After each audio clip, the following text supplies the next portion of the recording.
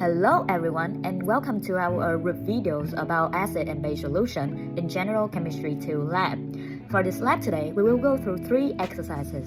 First, we will observe the pH of some common solution. First of all, for the lab safety, you must always have the goggles and the gloves with you.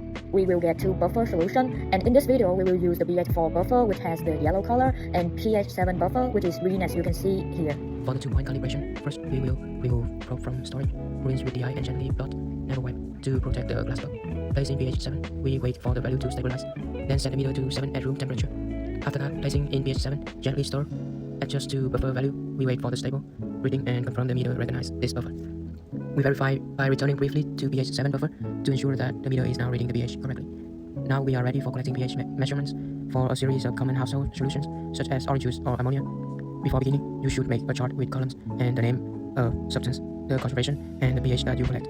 Firstly, I will start by measuring the soda. Before that, remember to rinse your probe a pH meter and wipe it gently. Keep the probe hydrated and avoid carryover by rinsing and blotting between the same bowls.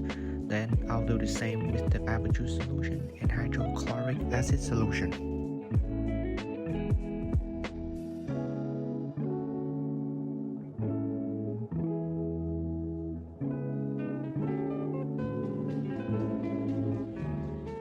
Next, we will come to the exercise 2, where we will make a comparison between a strong acid, hydrochloric acid, versus the weak acid, HAC, across a dilution series.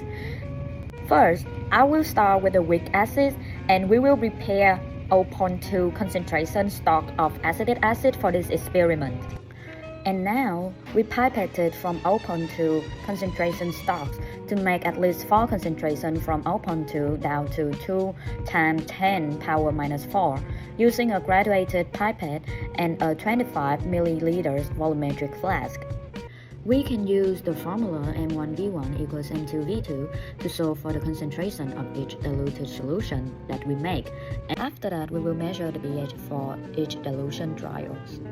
Now we do the same thing with the HCl like we did with the acetic acid. Remember, you always have to record the data into your notebook every time you finish your measuring. Additionally, acetic acid is partially dissociated. An equation AC will go backward and forward to H plus AC minus. So we expect the pH is higher than the hydrochloric acid at the same molarity. And in our notebook, as you can see here, we also plot the pH versus concentration to clearly show the difference between the weak acid, acetic acid, versus the strong acid, hydrochloric acid. The strong acid, which is hydrochloric acid, will dissociate almost 100%, so its H plus concentration will approximately equal initial concentration. On the other hand, weak acid establish an equilibrium, Ka, which measure how strong the acid donate proton H plus. And the Ka will equal the concentration of H plus times concentration of A minus over total concentration of Ha. So the H plus is smaller at the same concentration. Next, we will put the same volume of tap water in another beaker, and we will measure the initial pH of both the buffer solution and the tap water.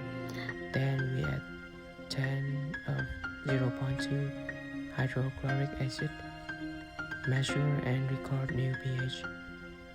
Now we are measuring the pH change of buffer. To prepare the buffer for the exercise 3, first we need to partially neutralize 60 milliliters of 0.2 stock of acetic acid, which is the weak acid, with 30 milliliters of sodium hydroxide, which also at 0.2 molar, to form the acetate buffer. You can see in our notes, we make a comparing table of delta pH for water versus buffer, and the buffer resists the pH change. To explain for this, a buffer is a weak acid or base pair that consumes added H plus or OH minus. An equation A minus plus H plus will equal HA, or HA plus OH minus will equal A minus plus water. And its pH will depend on the ratio of concentration of A minus over the total concentration of HA. So the small addition causes small shift.